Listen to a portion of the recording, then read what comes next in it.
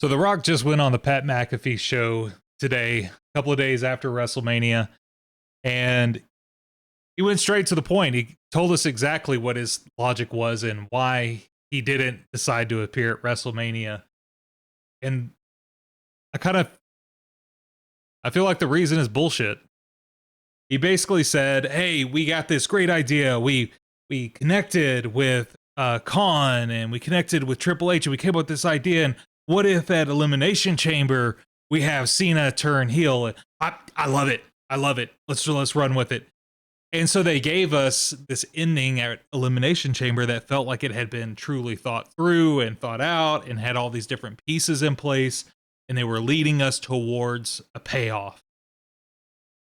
And then today on the Pat McAfee show, The Rock just decides, "Hey, you know what? Needs to be the story of 2025 and John Cena and title number 17, and he's here to ruin wrestling. So I don't want to get in the way of that. I don't want to tell the story and bring the story to an end of this idea of Cody's soul and playing with that. We can always come back to that later." They just left Cena out to dry. In his words, he said that he needed to make sure that he could fulfill his other obligations and they needed to be able to do their own thing. What a crock of crap. At the end of the day, being on that board, his primary value is being able to contribute in a way that ultimately raises the stock price. That's it. There is not a soul alive that doesn't think Rock showing up would have raised that stock price. His comments were, "Oh, creatively, I would have tweaked some things. I would have done some things a little bit different." Yeah, no kidding. That ending sucked.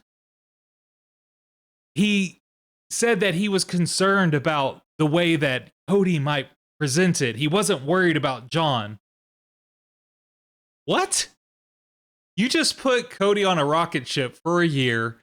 You did this weird coddling nonsense with him on the premiere of Netflix, where you didn't even pull him into the ring. You left him sitting out with the fans, made him feel super basic. Then you come back with this big payoff at Elimination Chamber, and you're like, they got it. They had a plan. And then you're worried about Cody's ability to be nuanced and to sell this story of John Cena coming back, getting 17, and ruining wrestling. No. Nobody really cared about Cody Rhodes and John Cena in that moment. There are people that wanted to see John Cena come back and play the biggest hits, to relive some of those moments, to want to tour, last chance to see him. Yeah, great. They want to cheer that on. Nobody really gives a crap about the Cody and Cena story. The only reason why we care about John Cena and Cody Rhodes right now is because there is a bigger picture looming over it, and The Rock is controlling this, and Cena works for The Rock. You didn't tell me the story of Cena's gonna go get 17 and ruin wrestling. At Elimination Chamber, you told me the story of Cena works for The Rock, and The Rock is going to be able to pull strings, and I don't have to qualify for Elimination Chamber. I got a free meal ticket straight to WrestleMania. And you now want me to believe that you weren't painting a story so that Cena and The Rock were going to beat Cody Rhodes. You wanted to stay out of it and let them control it. Let Triple H run with it. Well, F you. You knew you had value to be there. You stated you had the ability to be there. You just didn't want to be tied up and not be able to fulfill other things that you're wanting to do. And I absolutely get that. But you painted us a picture. Everybody knew the destination is at some point we have to tell this story of Cena belongs to The Rock, and The Rock is using Cena to destroy Cody. So to act like, "Oh, I don't want to get away with that story," is a total BS job. You are the draw. You can paint that story in a way where you tell it of, hey, I'm this bigger figure and I'm pulling the puppet strings and I'm playing the role of in control, and these are just my pawns on the chessboard. And you can do it in a way where you make that appearance at WrestleMania, you make it something bigger than what it was, because believe me, what it was trash. Thank goodness for night one giving us a finale and a main event, because night two's main event was just a disaster of an ending.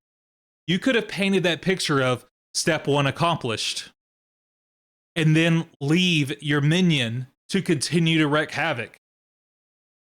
You could leave the impression of you yourself don't necessarily care that much about what happens to wrestling. You just want to knock Cody down a peg or two. It might explain some of the positions he's been put in. What an absolute insult to not even shy away from that fact, but to go on Pat McAfee a couple of days later. I have to assume this was pre-planned. I assume this wasn't just a reaction of, hey, let me get my voice out there. But to try to tell this story of, hey, I'm just being this businessman and I have to be able to step back and my employees need to be able to run the company whenever I'm away. Bro, you aren't just a businessman. You're one of the biggest figures wrestling has ever produced. You are aware of the psychology of the fan base. You knew that story was going to be way worse without you. And then it wasn't just way worse, it was an absolute dumpster fire to end that. We now have at a point where we don't even necessarily care what's happening. We're bored and disappointed. We didn't get any payoff from that. And I understand you cannot always live up to how WrestleMania 40 ended and on that super high, and everybody, well, most people are screaming their heads off happy. I understand. If you can't meet that level, go the other way. Disappoint everybody. But when you disappoint everybody, make sure you do it in a fulfilling way. Night one's main event is a perfect example of leave a lot of people really upset and angry and disappointed, but fulfilled. You just crapped on everything that you created, and you're now making us wonder, what were you doing this entire time other than just getting in the way? How dare you? I can't help but feel, I heard someone else say, you're not in love with wrestling. You're in love with what wrestling can do for you. And it's a joke. You just ruined the fans' experience of what WrestleMania 41 and the follow-up could have been. You just ruined a big part of Cena's farewell tour. And you absolutely crapped all over Cody Rhodes. What a joke.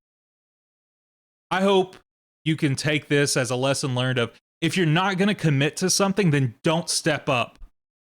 If you are going to commit to doing something, make sure there is a logical connecting dot and a way to lead the fans towards that dot and give them enough context to understand that there's a bigger picture.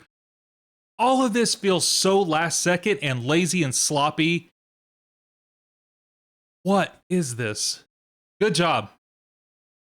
You had a golden opportunity here and you completely squashed it. So instead of getting The Rock and getting a fulfilling story, we got Clash of Clans on the War Vikings. Yeah. Nice decision. Have a good one.